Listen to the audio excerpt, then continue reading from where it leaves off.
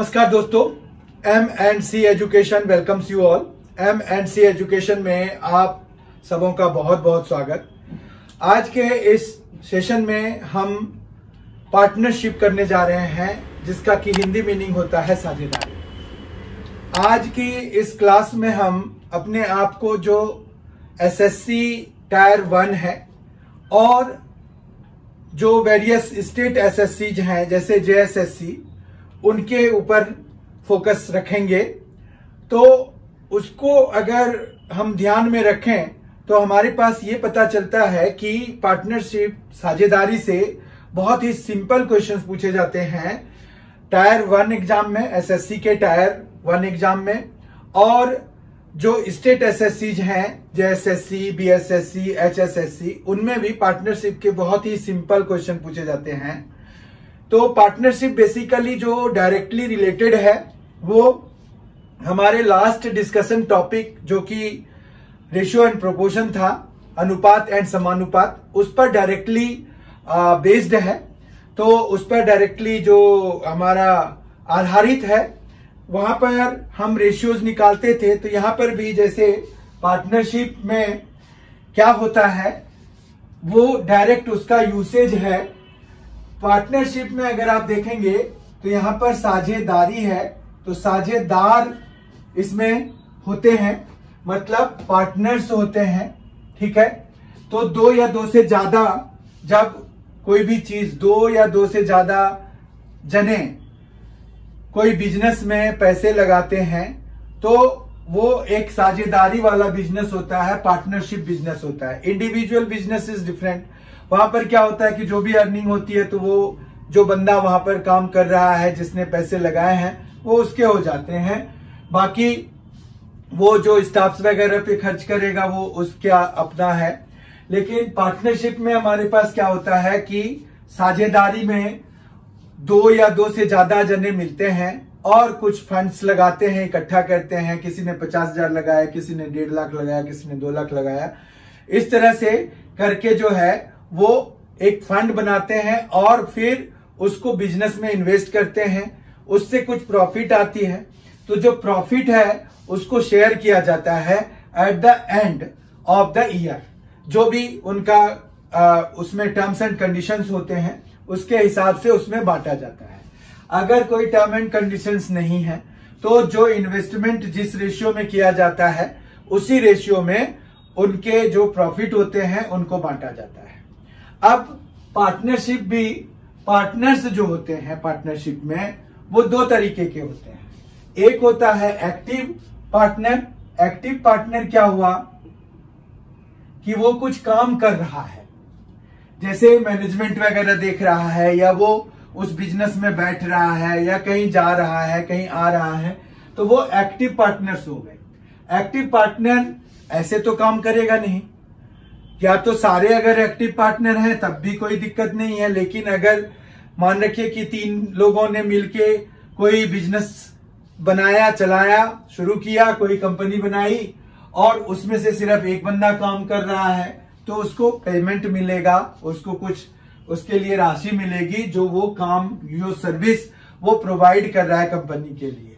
तो ऐसे पार्टनर जो कंपनी के लिए पैसे तो लगा ही रहा है क्योंकि वो पार्टनर है, और उसके बाद वो कुछ काम भी कर रहा है, तो उसको हम एक्टिव पार्टनर कहते हैं। और दूसरा जो है हमारे पास वो सिंपल पार्टनर हो गए या पैसिव पार्टनर कह लीजिए। तो एक्टिव पार्टनर हमारे पास जो है वो प्रॉफिट में से जो उनकी सैलरी होगी या जो भी कंडीशन बनाया हुआ होगा कि इतने पैसे देने हैं उनको, तो वो एक तरह से सैलरी कह सकते हैं आप, या चार्जेस कह सकते हैं for the service provided by this active partner. तो वो हमें सबसे पहले प्रॉफिट में माइनस करना पड़ेगा। तो इतनी बात तो समझ में आ गई। तो पार्टनरशिप में हमारे पास डील होती है। अगर डील नहीं है तो जो इन्वेस्टमेंट है उसके हिसाब से बांटा जाता है। अब मान रखिए कि हमारे पास A, B और C 3 पार्टनर्स हैं। एक ने जो है 2,000 रुपए लगाए हैं, एक ने 3,000 रुपए लगाए हैं और एक ने 5,000 रुपए लगाए हैं। ठीक है, ये क्या है कि साल के शुरुआत में उन्होंने लगाए और साल के आखिरी में जो प्रॉफिट हुआ, इस जो उन्होंने बनाए थे, बिजनेस जो किया उन्होंने, उसमें जो प्रॉफिट हुआ वो हुआ 2500 का। ठीक है, तो ये प्रॉफिट हो गया।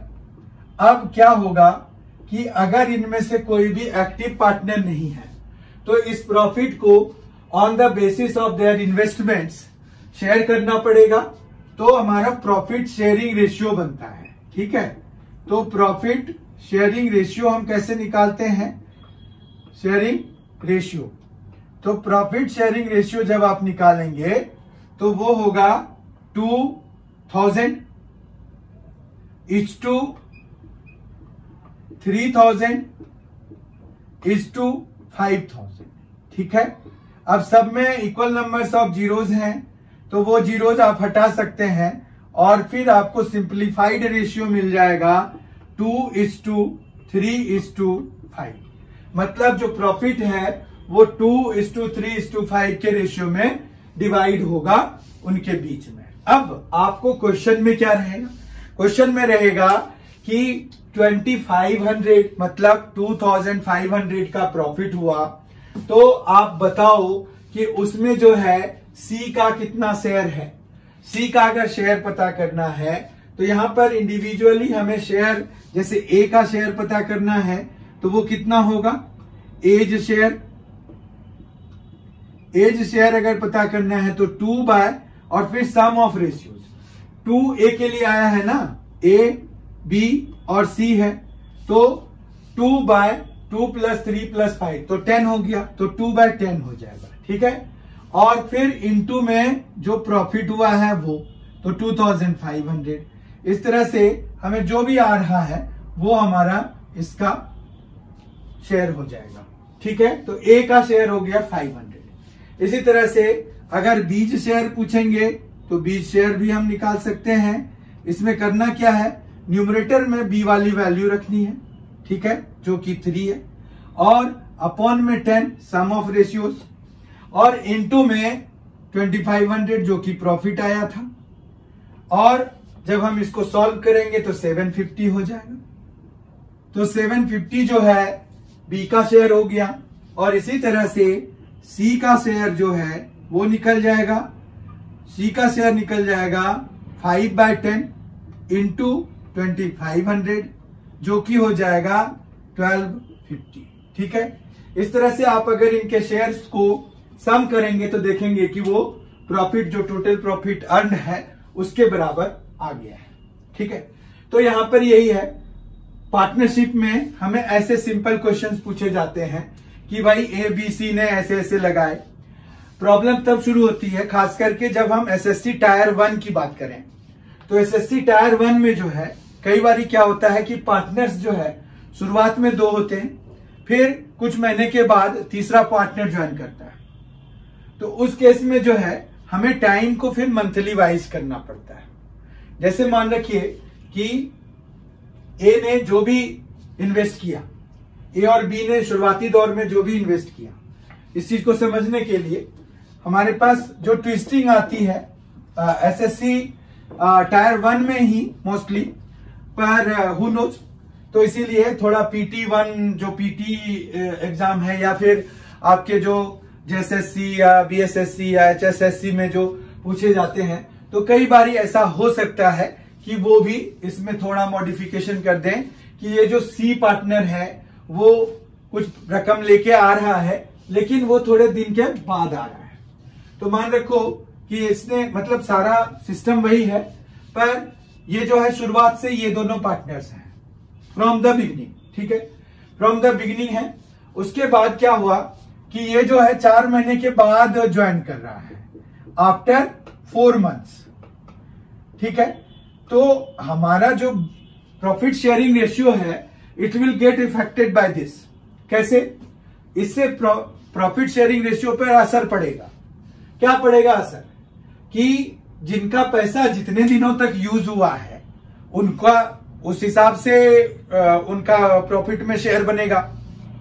तो हमें यहां पर क्या करना पड़ेगा, जैसे ये जो है 12 मंथ्स के लिए मंथली पे पहुंच जाएंगे हम, क्योंकि ये 4 मंथ्स तक के बाद ज्वाइन कर रहा है। तो यानी कि ये जो है 8 महीने तक ही इसके पैसे का यूज हुआ उस बिजनेस में, जबकि इन दोनों का 12-12 महीने तक का यूज हुआ।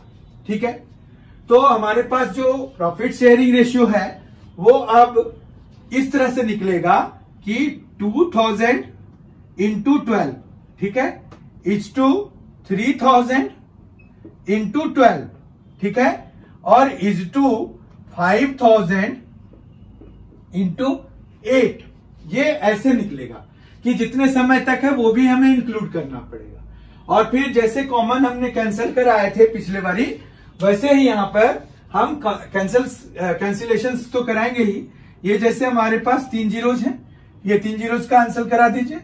ठीक है, उसके बाद हम देख रहे हैं कि ये 8 है, तो 4 2 जा 4 3 जा 4 3 जा। ठीक है, तो हमारे पास यहां पर जो है इसका हो जाएगा 6, 2 इंटू 3 6 हो जाएगा, इज टू ये हो जाएगा 3 इंटू 3 9, और ये इज टू हो जाएगा 10।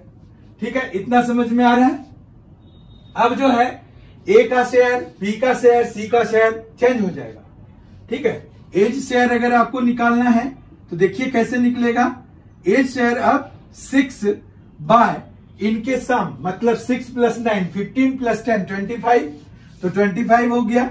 और प्रॉफिट अभी भी उतना ही लिया है हमने, आपको दिया हुआ रहेगा, ये सारी चीजें दी हुई रहेंगी कि कितने कौन से पार्टनर ने कितने लगाए हैं और कितने समय के लिए लगाए हैं। अगर सारे शुरुआत से हैं तो कोई दिक्कत नहीं है, वो तो जितने जितने इन्वेस्ट करे हैं वो हो जाएगा। लेकिन अगर कोई पार्टनर है जो कि कुछ समय के बाद ज्वाइन कर रहा है तो इसमें फिर हमें ये सारे में मॉडिफिकेशंस की जरूरत पड़ती है, ऐसे ज्यादा जरूरत पड़ेगी नहीं उसकी। अब यहां पर देखिए 25 है, 100 हो जाएगा तो 600 ए का शेयर आ गया। ठीक है, उसी तरह से बी का शेयर अगर करेंगे तो बी शेयर देखिए, B share is equal to कितना हो जाएगा 9 बाय 25 इंटू 2500। ठीक है, तो ये हो गया 900। ठीक है, और फिर सी शेयर जो है वो कितना हो जाएगा, सी शेयर हो जाएगा 10 बाय 25 और इंटू में 2500, तो ये हो गया आपका 1000 हो गया। ठीक है, तो आप देखिए अभी भी सी का शेयर सबसे ज्यादा है क्योंकि वो ज्यादा रकम लेके आया था, और इनका सम देखिए आपका सेम बन रहा है जितना प्रॉफिट है, तो ये हमेशा होगा। ठीक है, तो इस तरह से हमारे पास होता है। अब एक्टिव पार्टनर की बात ये हो गई कि प्रॉफिट में पहले ही आपको पैसे माइनस करने पड़ेंगे, उसके बाद फिर आप शेयर करेंगे उनको आपस में। ठीक है, तो मतलब एक्टिव पार्टनर की जो सैलरी होगी वो प्रॉफिट में पहले ही माइनस करना है, बाकी फिर जैसे किया हमने वैसे ही उनके शेयर करने हैं। और अगर ए, जैसे ए एक एक्टिव पार्टनर है तो उसके शेयर में उसकी सैलरी भी ऐड हो जाएगी कि वह प्रॉफिट में से वो मतलब टोटल कितना लेके जा रहा है। अगर ये पूछेंगे, खाली ये पूछेंगे कि शेयर ऑफ प्रॉफिट कितना है, तो वो सिर्फ जो हम निकाल रहे होंगे वही हम यूज करेंगे। ठीक है, तो इस तरह से साझेदारी या पार्टनरशिप से बहुत ही सिंपल क्वेश्चन आते हैं। ये पूरी तरह से रेशियो एंड प्रोपोर्शन पर बेस्ड होता है, तो आप अगर थोड़ा सा ध्यान देंगे तो इसमें कोई गलती नहीं होगी। हमेशा यही ध्यान रखना है कि जैसे ए share, B share, C share निकालना है तो उसमें सम ऑफ रेशियोज को हमें डिनोमिनेटर में और उसका खुद का शेयर जो है वो न्यूमरेटर में रखना होता है, और इनटू हमें करना होता है जो प्रॉफिट अर्न हुआ है। ठीक है, बहुत ही जल्द हम अगले टॉपिक के साथ मिलेंगे। अगर आपने अभी तक M&C एजुकेशन चैनल को सब्सक्राइब नहीं किया है जरूर कर लीजिए, आपको पता चल जाएगा कि क्वांटिटेटिव एप्टीट्यूड की तैयारी यहाँ कितने अच्छे से कराई जाती है। थोड़े दिन बने रहिए क्योंकि 1-2 सेशंस में पता नहीं चलता है कि क्या क्वालिटी है, या फिर आप प्ले लिस्ट में जाकर के देख सकते हैं। हमारे प्ले लिस्ट बने हुए हैं, क्वांटिटेटिव एप्टीट्यूड के लिए भी बने हुए हैं, रीजनिंग के लिए भी बने हुए हैं, साथ ही class 11th 12th 9th 10th का भी बना हुआ है, तो वो सारे भी हैं वहां पर। आपको अपनी जरूरत के हिसाब से आप जो है उनमें से कोई भी प्लेलिस्ट को आप देखिए, आप उसके क्वालिटी को जज कीजिए, देखिए कि क्या है उसमें, और आई एम श्योर कि आपको अच्छा लगेगा।